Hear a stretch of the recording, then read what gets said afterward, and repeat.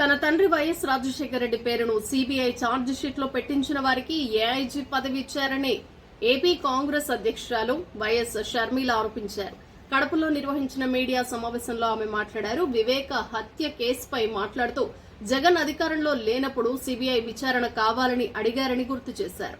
అధికారంలోకి రాగానే ఎందుకు వద్దన్నారో సమాధానం చెప్పాలని డిమాండ్ చేశారు. జగన్ ను చూసుకునే తెలంగాణ నేత రాఘవరెడ్డి తనపై ఆరోపణలు చేస్తున్నారని విమర్శించారు. 1000 కోట్లు తీసుకున్నట్లు రుజువులు ఉంటే బయట పెట్టాలన్నారు. ఇటీవల కడప ఎంపీ అవినాష్ రెడ్డి చేసిన వ్యాఖ్యలపైన షర్మిల స్పందించారు. తన భర్త అనిల్ కుమార్ భాజపా నేతను ఎక్కడా కలవరని చెప్పారు.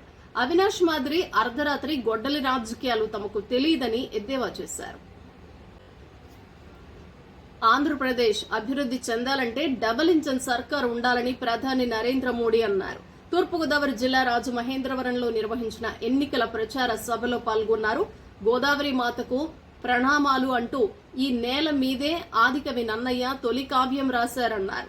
ఇక్కడి నుంచే ఇప్పుడు కొత్త చరిత్ర లిఖించబోతున్నామంటూ మోడీ తెలుగులో తన ప్రసంగం ప్రారంభించారు. దేశంలో రాష్ట్రంలో ఎన్డీఏ కూటమి అధికారంలోకి వస్తుందని ధీమా వ్యక్తం చేశారు. ప్రధాని నరేంద్ర మోడీ నేతృత్వంలో భారత్ నెంబర్ 1 అవుతుందని భాజపా జాతీయ అధ్యక్షుడు జేపీ నడ్డా అన్నారు. ఫార్మా, పెట్రో కెమికల్ రంగాల్లో దేశం 2వ స్థానంలో ఉందని తెలిపారు. పెద్దపల్లిలో నిర్వహించిన ఎన్నికల ప్రచార సభలో ఆయన మాట్లాడారు. గతంలో మొబైళ్లు ఇతర దేశాల నుంచి దిగుమతి చేసుకునేవాళ్లమని గుర్తు చేశారు. ప్రస్తుతం మేడ్ ఇన్ ఇండియా ఫోన్లు వాడుతున్నామన్నారు. భారత ఆర్థిక వ్యవస్థ 5వ స్థానంలో ఉందని చెప్పారు. దేశంలో 56,000 కిలోమీటర్ల జాతీయ రహదారులు నిర్మించినట్లు నడ్డా వివరించారు.